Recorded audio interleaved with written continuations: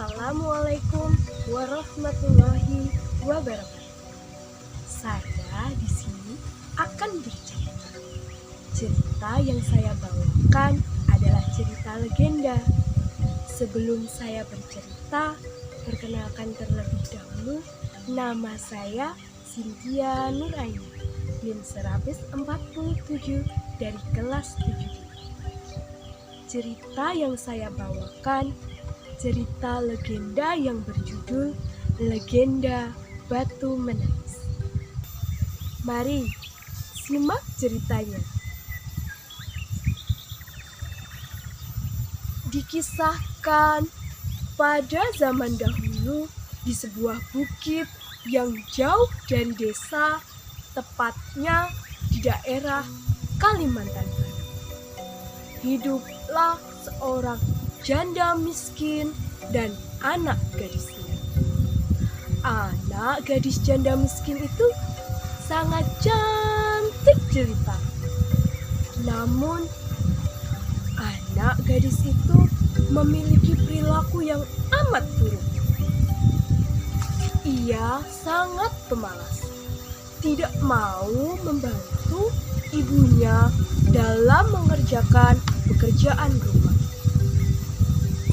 Selain pemalas, ia juga tidak mau membantu ibunya bekerja di ladang.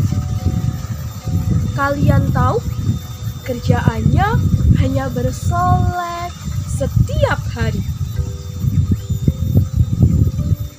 Dan selain pemalas, anak gadis janda miskin itu juga sangat manja.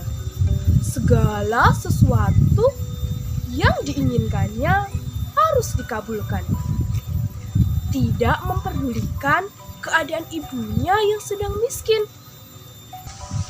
Pada suatu hari, anak gadis itu diajak ibunya untuk turun ke desa berbelanja. Anak gadis itu berkata, "Aku akan ikut ke desa dengan satu syarat. Ibu harus berjalan di belakang," kata gadis itu. "Kenapa ibu harus berjalan di belakangmu, nak?" tanya sang ibu. "Aku malu kepada orang-orang desa berjalan bersampingan denganmu," kata gadis itu. Letak pasar yang sangat jauh mengakibatkan mereka harus berjalan kaki yang cukup melelahkan.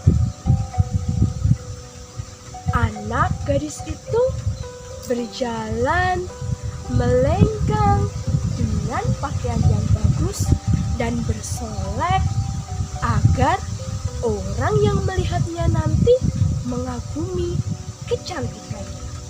Sedangkan sang ibu berjalan di belakang dengan membawa keranjang, menggunakan pakaian yang dekil. Ketika mereka mulai memasuki desa, orang-orang memandangi mereka. Orang-orang desa begitu terpesona melihat kecantikan anak gadis itu. Apalagi para pemuda desanya yang tak henti-hentinya memandang anak gadis itu. Namun, ketika mereka melihat orang yang berjalan di belakangnya, sungguh kontras keadaannya. Orang-orang yang melihatnya bertanya-tanya, dan seorang pemuda pun mendekat dan bertanya kepada sang gadis, "Hei gadis cantik, apakah yang berjalan di belakangmu itu ibumu?" kata sang pemuda. Apa ya jawaban gadis itu? "Hah? Ibuku? Tidak. Jawabnya dengan angkuh. "Mana mungkin aku mempunyai ibu seperti dia. Dia itu pembantuku. Aku kan cantik dan dia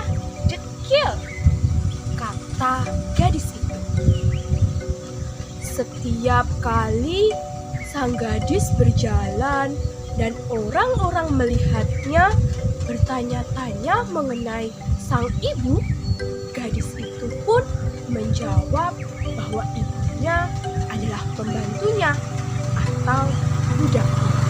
Pada mulanya, sang ibu masih dapat menahan diri mendengar jawaban anak gadis durhaka. Namun, setelah berulang kali didengar dan jawabannya selalu sama, sang ibu tidak sanggup menahan lagi. Jawaban yang sangat menyakiti hati. Sang ibu sudah tak sanggup mendengarnya. Sang ibu pun berdoa, "Ya Tuhan, hamba tak sanggup mendengarnya lagi. Anak kandung hamba begitu teganya memperlakukan hamba seperti ini. Hukumlah anak durhaka itu, Tuhan. Hukumlah dia." Setelah sang ibu berdoa, suasana menjadi gelap gulita. Dengan kuasa Tuhan yang Maha Esa, tubuh dari anak gadis itu berubah menjadi batu. Permulaannya dimulai dari kaki hingga mulai setengah badan. Sang anak pun menangis, memohon ampun kepada ibunya. Ia menangis, memohon kepada ibunya. Dia berjanji tidak akan melakukan perbuatan itu lagi. Dia berjanji kepada sang ibu akan memperlakukannya dengan baik. Namun, hal itu sudah terlambat. Seluruh tubuh anak gadis itu berubah menjadi batu. Sekalipun telah berubah menjadi batu, kedua mata anak gadis durhaka itu masih menitihkan air mata, seolah-olah sedang menangis.